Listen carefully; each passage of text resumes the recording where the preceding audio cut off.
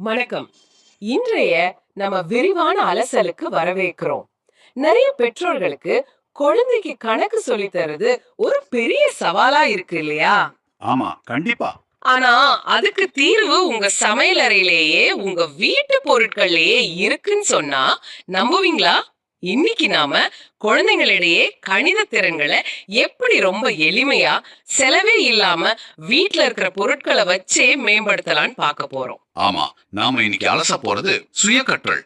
வழியை மையமாக கொண்ட பயிற்சி ஆசிரியர்கள் மற்றும் பெற்றோருக்கான பயிற்சி அப்படிங்கிற ஒரு வழிகாட்டுதல் ஆவணத்தை அடிப்படையாக வச்சுதான். சுய கற்றல்னா இதுல சுய கற்றல்னு சொல்றது குழந்தைகள் அவங்களா வீட்டு பொருட்களை வச்சு விளையாட்டா எந்த விதமான வெளியிலிருந்து அழுத்தம் இல்லாம ரொம்ப இயல்பா கத்துக்கிறத ஊக்குவிக்கிற ஒரு முறை. ஓ, சரி சரி.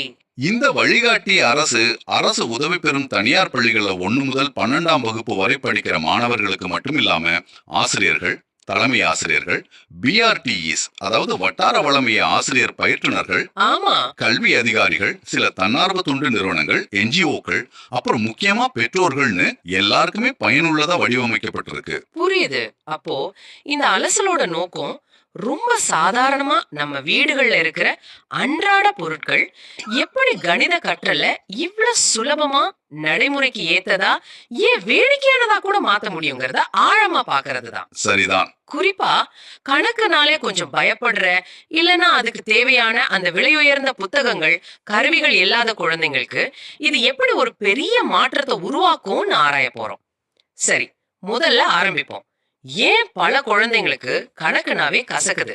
அது ஏன் இவ்ளோ கடினமா தோணுது? இது ஒரு பொதுவான பிரச்சனை தான். ஆனா இந்த வழிகாட்டி என்ன சொல்லுதுன்னா, பிரச்சனை பெரும்பாலும் கணிதத்தோட அந்த கான்செப்ட்ஸ்ல இல்ல, அதை குழந்தைகளுக்கு கொண்டு சேர்க்கிற முறையில தான் இருக்கு. ஓ, அப்படியா? ஆமா, பல நேரங்கள்ல பாடங்கள் ரொம்ப தியரியா, எண்கள், சூத்திரங்கள்னு இப்படி சொல்றது அமூர்த்தமா இருக்கு. நிஜ வாழ்க்கைக்கும் அதுக்கும் என்ன தொடர்புனே குழந்தைங்களுக்கு புரிய மாட்டேங்குது. அப்படி இருக்கும்போது அந்த பாடம் உங்களுக்கு அந்நியமா தொடர்பு இல்லாத ஒன்னா தெரியறதுல ஆச்சரியம் இல்ல. நீங்க சொல்றது யோசிக்க வைக்குது. வெறும் ஏட்டு சுரைக்கா கறிக்கு உதவாதுன்னு சொல்ற மாதிரி புத்தகத்துல பாக்குற அந்த எண்களுக்கும் வடிவங்களுக்கும் அவங்க தினமும் பாக்குற தொடர பொருட்களுக்கும் தொடர்பு இல்லைன்னா ஆர்வம் எப்படி வரும்? அதேதான். அது ஒரு விதமான தடையை உருவாக்க வாய்ப்பு இருக்கு இல்லையா? நிச்சயமா. அந்த மனத்தடை தான் பயத்துக்கும் எனக்கு கணக்கு வராதுங்கிற எண்ணத்துக்கும் காரணம். ஆனா எப்போ நாம கத்துக்கிற முறைய மாத்தி குழந்தைகள் கைகளால செஞ்சு பாக்குற மாதிரி பிராக்டிகலா, ஆமா, பிராக்டிகலா அவங்க அன்றாட வாழ்க்கையோட சம்பந்தப்பட்ட விஷயங்களோட இணைச்சு அதை ஒரு அனுபவமா மாத்துறோமோ அப்போ ஒரு மேஜிக் நடக்குது. குழந்தைகள் ரொம்ப வேகமா கத்துக்கிறாங்க. ஓ, முக்கியமா அப்படி கத்துக்கிட்டது வெறும் ஞாபகமா இல்லாம ஆழமான புரிதலா மனசுல பதியுது. அவங்களோட தன்னம்பிக்கை அதிகமாகுது. ஏன்னா ஒவ்வொரு முறையும் அவங்க ஒரு விஷயத்த சரியா செய்யும் போது அது மூளையில ஒரு சின்ன வெற்றி உணர்வை கொடுக்குது. ஆமா ஆமா. ஓ, என்னால இதை செய்ய முடியுதேங்கிற அந்த நேர்மறை உணர்வு கணக்கு மேல இருக்கிற பயத்தை கொஞ்சம் கொஞ்சமா குறைக்குது. இங்கதான் இந்த வழிகாட்டி ரொம்ப வித்தியாசமாவும் பயனுள்ளதாவும் இருக்குன்னு தோணுது. ஏன்னா இது சொல்ற தீர்வு ஆச்சரியமா இருக்கிற அளவுக்கு எளிமையானது. வீட்ல இருக்கிற பொருட்களை வச்சே கணிதம் கத்து கொடுக்கறது. கரெக்ட். பெருசா எந்த செலவும் இல்ல. உங்ககிட்ட நிறைய பணம் இருக்கணும்னு அவசியம் இல்ல. நீங்க கிராமத்துல இருந்தாலும் சரி, நகரத்துல இருந்தாலும் சரி, இந்த முறை எல்லாருக்கும் பொருந்தும். ஆமா, பல பெற்றோர்களோட கவலை என்னன்னா, என்கிட்ட விலையுயர்ந்த கல்வி உபகரணங்கள் இல்லையே, ஸ்பெஷல் டியூஷன் அனுப்ப வசதி இல்லையே, கம்ப்யூட்டர், இன்டர்நெட் மாதிரி டிஜிட்டல் கருவிகள் இல்லையே, நான் எப்படி என் பிள்ளைக்கு கணக்குல உதவுறது அப்படின்னு நினைக்கிறாங்க. ஆனா இந்த வழிகாட்டி என்ன சொல்லுதுன்னா, கணிதம்ங்கிறது ஏதோ பள்ளிக்கூடத்திலயும் டியூஷன் சென்டர்லயும் மட்டும் இருக்கிற விஷயம் இல்ல. அது நம்மள சுத்தியே நம்ம அன்றாட வாழ்க்கையில எல்லா இடத்துலயும் இருக்கு. நாம தான் அதை கவனிக்க தவறுறோம். உதாரணமா சமையலறை ஒரு கணக்காய்வகமா மாறலாமா? தாராளமா, ஏன் இல்ல. காய்கறிகளை எண்ணுறது, சரி, சமையலுக்கு தண்ணியை 1 கப் 2 கப்னு அளந்து ஊத்துறது, வீட்டுல இருக்கிற 2-3 குழந்தைகளுக்கு தின்பண்டங்களை சமமா பிரிச்சு கொடுக்கறது, ஆமா, பொருட்களை உயரம் வாரியா இல்லனா அளவு வாரியா அடுக்கி வைக்கிறது, இதெல்லாமே அடிப்படையில கணிதம் தான். இந்த சாதாரண வேலைகளை நாம கொஞ்சம் கவனமா ஒரு விளையாட்டு மாதிரி அணுகும்போது குழந்தைகள் எந்த விதமான தேர்வு பயமோ வீட்டுப்பாட அழுத்தமோ இல்லாம ரொம்ப இயல்பா ஜாலியா கத்துப்பாங்க. சரி, இன்னும் கொஞ்சம் ஆழமா போவோம். குறிப்பிட்ட கணித திறன்களை வளர்க்க என்ன மாதிரி பொருட்களை எப்படி பயன்படுத்தலாம்னு இந்த வழிகாட்டி சொல்லுது. ஒருவேளை எண் கணிதத்துல ஆரம்பிப்போமா? நல்ல யோசனை. எண் கணிதத்தோட அடிப்படை எண்ணுதல், கூட்டல், கழித்தல், பெருக்கல், வகுத்தல். இதுக்கெல்லாம் வீட்ல இருக்கிற பருப்பு வகைகள். புளி, பட்டாணி மாதிரி. ஆமா, சின்ன சின்ன கூழாங்கற்கள், புளியங்கொட்டைகள், பாட்டில் மூடிகள்னு எது வேணாலும் பயன்படுத்தலாம். சரி. உதாரணமா ஒரு 10 கற்களை கொடுத்து அதுல 3 எடுக்க சொன்னா மீதி எத்தனைன்னு எண்ணி பார்க்கும்போது கழித்தல் அறிமுகமாகுது. ஓகே. அதே 10 கற்களை 2 பேர் சமமா பிரிச்சுக்கணும்னா வகுத்தல் வருது. 3 கற்கள் கொண்ட 4 குழுக்களை உருவாக்க சொன்னா அது பெருக்கலுக்கான, அதாவது தொடர் கூட்டல், அதுக்கான அடித்தளமா அமையுது. இது வெறும் வாய்ப்பாடு மனப்பாடம் பண்றதை விட பல மடங்கு பயனுள்ளது. அப்ப இது வெறும் எண்களை தாண்டி அளவுகள், வடிவங்கள் மாதிரி விஷயங்களுக்கும் பொருந்துமா? நிச்சயமா. அளவுகள், அதாவது மெஷர்மெண்ட்டை பத்தி கத்துக் கொடுக்க வீட்ல இருக்கிற வெவ்வேறு அளவு பாட்டில்கள், டம்ளர்கள், குழைகளே போதும். ஆமா, வீட்ல இருக்கும். எதுல தண்ணி அதிகம் பிடிக்கும், எதுல குறைவா பிடிக்கும்னு அவங்களே ஊத்தி பார்த்து சோதனை செய்யும் போது கொள்ளளவு, கெப்பாசிட்டி, கன அளவு, வால்யூம் பத்தின கருத்துக்கள் புரிய ஆரம்பிக்கும். சரி. சமையலறை கரண்டிகள் கூட உதவும். நீளமான கரண்டி எது, குட்டையான கரண்டி எதுன்னு ஒப்பிட்டு பார்க்கும்போது நீளம், லென்த், ஒப்பீடு, அதாவது பிக்கர் ஸ்மாலர், லாங்கர் ஷார்ட்டர், இதெல்லாம் இயல்பா வருது. ஆமா. ஒரு சின்ன தட்டை வச்சு அதுல எண்களை எழுதி குச்சிகளை முட்களா பயன்படுத்தி கடிகாரம் செஞ்சு நேரம் பார்க்க கத்து கொடுக்கலாம். சீட்டு கட்டுகளை பத்தி கூட குறிப்பிட்டிருந்தீங்க. அது கொஞ்சம் ஆச்சரியமா இருக்கு. சீட்டு கட்டு வச்சு எப்படி கணக்கு கத்து கொடுக்க முடியும்? அது வெறும் விளையாட்டு தானே? இதுல சுவாரஸ்யமான விஷயம் என்னன்னா, சீட்டு கட்டுகளை வச்சு நிறைய கணித கருத்துக்களை அறிமுகப்படுத்தலாம். எண்களை அடையாளம் காண்றது, நம்பர் ரெகக்னிஷன், எண்களை வரிசைப்படுத்துறது, அதாவது ஏறு வரிசை, இறங்கு வரிசை, அப்புறம் வடிவங்களை கண்டுபிடிக்கிறது. உதாரணமா அடுத்தடுத்து சிவப்பு, கருப்பு அட்டைகள் வர்றது. ஓ சரி சரி. இடமதிப்பு, பிளேஸ் வேல்யூ, 10கள், 1கள், ஏன் நிகழ்தகவு, ப்ராபபிலிட்டி, ஒரு குறிப்பிட்ட அட்டை வர்றதுக்கான வாய்ப்பு என்ன மாதிரியான கொஞ்சம் சிக்கலான விஷயங்களோட அடிப்படையை கூட வேடிக்கையா கத்துக் கொடுக்க முடியும். அப்படியா? வெறும் புத்தகத்தில் இருக்கிறத மனப்பாடம் செய்யறதுக்கும் இப்படி கையில அட்டைகளை வச்சு மாத்தி மாத்தி போட்டு பாக்குறதுக்கும் நிறைய வித்தியாசம் இருக்கு. அந்த தொட்டு உணரக்கூடிய அனுபவம், அதாவது டாக்டைல் எக்ஸ்பீரியன்ஸ், அது கருத்துக்களை மூளையில ரொம்ப ஆழமா பதிய வைக்குது. புரியுது. அப்போ நோட்டு புத்தகத்தை முன்னாடி வச்சுக்கிட்டு புரியாம தடுமாறிட்டு இருக்கிறதுக்கு பதிலா இப்படி விளையாட்டா கத்துக்கும் போது இது எல்லா குழந்தைங்களுக்கும் பயனுள்ளதா இருக்குமா? இல்லனா குறிப்பா மெதுவா கத்துக்கிற, இல்ல கணக்குனாலே பயந்து ஓடுற குழந்தைங்களுக்கு இது ரொம்ப உதவியா இருக்குமா? மிகச்சரியான கேள்வி. இந்த முறை எல்லா குழந்தைங்களுக்குமே நல்லதுதான். ஆனா நீங்க கேட்ட மாதிரி மெதுவா கத்துக்கிற அல்லது கணிதத்தை கண்டு ஒரு வித பயத்தோடு இருக்கிற குழந்தைங்களுக்கு இது ஒரு வரப்பிரசாதம்னே சொல்லலாம். ஏன் அப்படி? காரணம், இதுல தோல்வி பயம் இல்ல. தப்பு செஞ்சா யாரும் திட்ட போறது இல்ல. இது ஒரு விளையாட்டு. உதாரணத்துக்கு பின்னங்கள், ஃபிராக்ஷன்ஸ் எடுத்துக்குவோம். சரி. புத்தகத்துல 12, 14, 18ன்னு பார்க்கும்போது பல குழந்தைங்களுக்கு அது என்னன்னு புரியாது.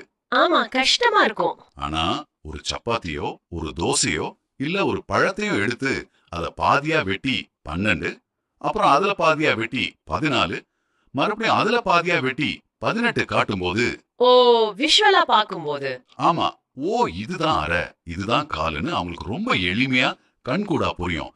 அந்த அனுபவம் மறக்கவே மறக்காது. அது சரிதான். அப்ப ரொட்டிய வச்சு பின்னம் கத்து கொடுத்தா கணக்கு முடிஞ்சதும் ஆளுக்கு ஒரு பங்கு கிடைக்குமா? அப்படி ஒரு சந்தோஷமும் இருக்கும். ஆமா, விஷுவலா பார்க்கும்போது, செஞ்சு பார்க்கும்போது மனசுல நல்லா பதியும். பெருக்கலுக்கு பாட்டில் மூடிகள் சொன்னீங்க. வடிவவிகளுக்கு ஜியோமெட்ரிக்கு என்ன பண்ணலாம்? குச்சிகள், தீப்பெட்டிகள், தென்னை ஓலையோட குச்சிகள், இல்லைன்னா அம்மாக்களோட பழைய வளையல்கள் கூட போதும். ஆமா. அதையெல்லாம் வச்சு முக்கோணம், சதுரம், செவ்வகம், வட்டம்னு வெவ்வேறு வடிவங்களை உருவாக்க சொல்லலாம். சரி. எத்தனை மூலைகள் இருக்கு, எத்தனை பக்கங்கள் இருக்குன்னு எண்ணி பார்க்க சொல்லலாம். இது வடிவியல ரொம்ப விளையாட்டுத்தனமா அறிமுகப்படுத்தும். இந்த மாதிரி சின்ன சின்னதா அவங்க வெற்றிகரமா செஞ்சு முடிக்கிற ஒவ்வொரு விஷயமும் அவங்க மனசுல என்னால கணக்கு போட முடியுங்கிற நம்பிக்கையை விதைக்கும். அந்த நம்பிக்கை தான் ரொம்ப முக்கியம். இதுல எனக்கு பிடிச்ச இன்னொரு விஷயம், இதுக்கு பெற்றோருக்கு பெரிய படிப்பு இருக்கணும்னோ அவங்களே கணக்குல புலியா இருக்கணும்னோ அவசியம் இல்லைன்னு சொல்றதுதான். இது எப்படி சாத்தியம்? ஆமா, இதுதான் இந்த முறையோட மிகப்பெரிய பலம். பெற்றோர்களோட பங்கு ஒரு ஆசிரியரா இருந்து சொல்லி கொடுக்கறது இல்ல. அப்போ என்ன? மாறா ஒரு வழிகாட்டியா, ஃபெசிலிட்டேட்டரா இருக்கிறது தான். தேவையான பொருட்களை எடுத்து கொடுக்கிறது, குழந்தைங்க ஆர்வமா செய்யும் போது அவங்கள உற்சாகப்படுத்துறது, அவங்க என்ன செய்யறாங்கன்னு கவனிக்கிறது, இதுவே போதும். ஓகே. குழந்தைகள்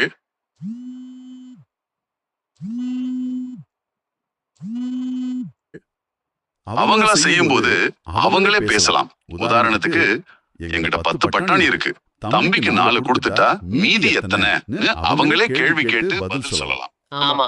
இத பெற்றோர்கள் சும்மா ஒரு 30 வினாடி வீடியோவை எடுத்து அவங்க வகுப்பு ஆசிரியருக்கு அனுப்பினாலே போதும். ஓ, அப்போ ஆசிரியர் பங்கு இதுல எப்படி வருது? அந்த வீடியோவை பார்த்து குழந்தை சரியா செஞ்சிருக்காங்களா இல்ல கருத்துல ஏதாவது குழப்பம் இருக்கான்னு ஆசிரியர் புரிஞ்சுக்க முடியும். சரி சரி. தேவைப்பட்டா குழந்தைக்கு இன்னும் கொஞ்சம் வழிகாட்டவோ இல்லனா அடுத்த கட்டத்துக்கு என்ன செய்யலாம்னு ஆலோசனை சொல்லவும் முடியும். இது பள்ளிக்கூடத்துக்கும் வீட்டுக்கும் ஒரு பாலம் அமையுது. புரியுது. ஒரு சுலபமான வீட்டு அடிப்படையிலான கற்றல் ஆதரவு அமைப்பு simple home based learning support system இது உருவாக்குது. பெரிய படமா பார்த்தா இது ரொம்ப எளிமையான ஒரு ஆதரவான பயமில்லாத கற்றல் சூழலை வீட்டிலே உருவாக்குது. இது கணித பாடத்தை தாண்டி வேற நன்மைகளையும் கொடுக்குதுன்னு இந்த வழிகாட்டி சொல்லுது. உதாரணமா, விடுமுறை நாட்கள்லயோ இல்ல ஸ்கூல் இல்லாத நேரத்திலயோ வர கற்றல் இழப்பு குறைக்குமாமே. அது எப்படி? ஆமா, ஏன்னா குழந்தைங்க இத ஒரு வீட்டு பாடமாவோ கட்டாயமான வேலையாவோ பாக்குறது இல்ல. இது அவங்களுடைய இயல்பான விளையாட்டுல ஒரு பகுதியா மாறுது.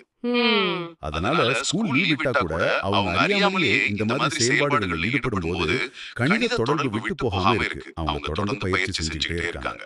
அப்போ டீச்சர்ஸ் கூட இதை யூஸ் பண்ணலாம். கண்டிப்பா ஆசிரியர்கள் கூட இது ஒரு வாய்ப்பா பயன்படுத்திக்கலாம். வாரம் வீட்டு பாடமா வெறும் கணக்குகளை எழுதி வர சொல்றதுக்கு பதிலா சமையல் அறையில் இருக்கிற 5 விதமான காய்கறிகளை எண்ணி அதோட பேரை எழுதி வாங்க அப்படின்னு சொல்லலாம். ஓ, இல்லனா ஒரு டம்ளர்லயும் ஒரு பெரிய கிண்ணத்திலயும் தண்ணியை ஊத்தி எத்தனை டம்ளர் தண்ணி அந்த கிண்ணத்துல பிடிக்குதுன்னு அளந்து பாருங்க. அல்லது வீட்டுல இருக்கிற வட்டமான 10 பொருட்களை கண்டுபிடிச்சு அதோட பேரை எழுதுங்க அப்படின்னு கொஞ்சம் படைப்பாற்றலோட கிரியேட்டிவ் அசைன்மெண்ட்ஸ் மாதிரி கொடுக்கலாம். இந்த மாதிரி வேலைகள் வெறும் கணக்கு திறமையை மட்டும் வளர்க்குமா இல்ல வேற திறன்களையும் இது மேம்படுத்துமா? இதுதான் முக்கியமான விஷயம். இந்த மாதிரி செயல்பாடுகள் வெறும் கணிதத்திறனை மட்டும் வளர்க்கறது இல்ல. இது குழந்தைகளோட தர்க்க சிந்தனை, லாஜிக்கல் திங்கிங், ஆமா, கூர்ந்து கவனிக்கும் திறன், அப்சர்வேஷன் ஸ்கில்ஸ், பிரச்சனைகளை தீர்க்கும் திறன், ப்ராப்ளம் சால்விங் ஸ்கில்ஸ், வேகமாகவும் துல்லியமாகவும் செயல்படும் திறன், ஸ்பீட் அண்ட் அக்யூரசி மாதிரியான பல வாழ்க்கை திறன்களையும் மேம்படுத்துது. எப்படி? ஒரு உதாரணம் சொல்லுங்களேன். சொல்றேன். உதாரணமா பொருட்களை வரிசைப்படுத்தும் போது எது பெருசு எது சிறுசுன்னு தர்க்க ரீதியா யோசிக்கிறாங்க. ஒரு சிக்கலுக்கு உதாரணமா பொருட்களை சமமா பிரிக்கிறது, அதுக்கு தீர்வு காண முயற்சி பண்றாங்க. இதெல்லாம் அவங்களோட ஒட்டுமொத்த அறிவு வளர்ச்சிக்கு ரொம்ப உதவும். ஆக நாம இவ்வளவு நேரம் பேசுனதை வச்சு பார்த்தா ஒரு தெளிவான சித்திரம் கிடைக்குது. குழந்தைகளோட கணித செயல்திறனை மேம்படுத்தணும்னா அதுக்கு விலை உயர்ந்த கருவிகளோ ஸ்பெஷல் டியூஷன் கட்டணங்களோ இல்லனா நவீன டிஜிட்டல் சாதனங்களோ தான் வேணும்னு எந்த அவசியமும் இல்ல. நிச்சயமா இல்ல. நம்ம கண் முன்னாடி நம்ம வீடுகள்லயே இருக்கிற சாதாரண பொருட்களை வச்சே கணிதத்தை அவங்க அன்றாட வாழ்க்கையோட ஒரு பகுதியா மாத்த முடியும். ஆமா, அப்படி செய்யும் போது மெதுவா கத்துக்கிற குழந்தையா இருந்தாலும் சரி, கிராமப்புற மாணவர்களா இருந்தாலும் சரி, இல்ல குடும்பத்திலே முதல் முறையா படிக்க வர்ற முதல் தலைமுறை கற்பவர்களா இருந்தாலும் சரி, எல்லா குழந்தைகளும் நல்லா புரிஞ்சுக்குவாங்க. ஆமா, கணக்கு மேல இருக்கிற பயம் போய் நம்பிக்கையோட வெற்றி பெறுவாங்கன்னு புரியுது. சரியா? மிக சரியா சொன்னீங்க. அந்த மகிழ்ச்சியான விளையாட்டுத்தனமான நடைமுறையில செஞ்சு கத்துக்கிற கற்றல் சூழல் தான் தன்னம்பிக்கைக்கும் வெற்றிக்கும் அடிப்படையா அமையுங்கிறத இந்த ஆதாரம் ரொம்ப அழுத்தமா சொல்லுது. குழந்தைகளுக்கு என்னால கணக்கு போட முடியுங்கிற அந்த நம்பிக்கை ஒரு தடவை வந்துட்டா போதும். அதுக்கப்புறம் அவங்களே ஆர்வமா இன்னும் நிறைய கத்துக்க ஆரம்பிச்சிடுவாங்க. கணிதம் ஒரு சுமையா இல்லாம ஒரு சுவாரஸ்யமான புதிரா அவங்களுக்கு தெரிய ஆரம்பிக்கும். ஆக இன்னைக்கு நாம இந்த ஆவணத்தை அலசினதுல இருந்து நீங்க எடுத்துக்க வேண்டிய முக்கியமான செய்தி என்னன்னா, நம்ம வீடுகள்ல இருக்கிற நம்ம சாதாரணன்னு நினைக்கிற பல சமயங்கள்ல தூக்கி போடுற பொருட்கள் கூட கணிதத்தை நடைமுறைக்கு ஏற்றதாகவும் ஈடுபாட்டுடனும் எல்லா குழந்தைகளுக்கும் எளிதில் புரியக்கூடியதாகவும் மாற்றுவதற்கான சக்தி வாய்ந்த முற்றிலும் செலவில்லாத கருவிகளாய் இருக்குங்கிறதுதான். இது உண்மையிலே ஒரு பெரிய திறப்பு இல்லையா? நிச்சயமா இது ஒரு முக்கியமான கேள்வியை எழுப்புது. சொல்லுங்க. இவ்வளவு எளிதா கிடைக்கிற செலவே இல்லாத பொருட்களை வச்சு அடிப்படை கணித கருத்துக்களை இவ்வளவு திறம்பட கற்பிக்க முடியும்னா நம்ம நாட்டோட ஆரம்ப நிலை கணித கல்விக்கான வளங்கள் ஒதுக்கீடு, பாடத்திட்ட வடிவமைப்பு, இதுல எல்லாம் நாம என்ன மாற்றங்களை கொண்டு வரணும்?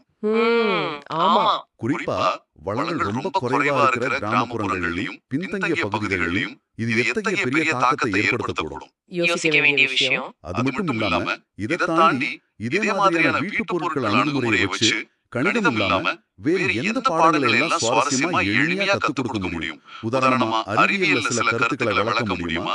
இல்ல மொழியறிவு பயிற்சிகளுக்கு இது உதவுமா? இதை பத்தி நீங்க கொஞ்சம் யோசித்து பாருங்க. இந்த ஆழமான அலசலில் எங்களுடன் இணைந்ததற்கு நன்றி. நீங்க கேட்ட இந்த தகவல்கள் உங்களுக்கும் உங்களை சுற்றியுள்ள குழந்தைகளுக்கும் பயனுள்ளதாக இருக்கும்னு நம்புகிறோம். மீண்டும் சந்திப்போம்.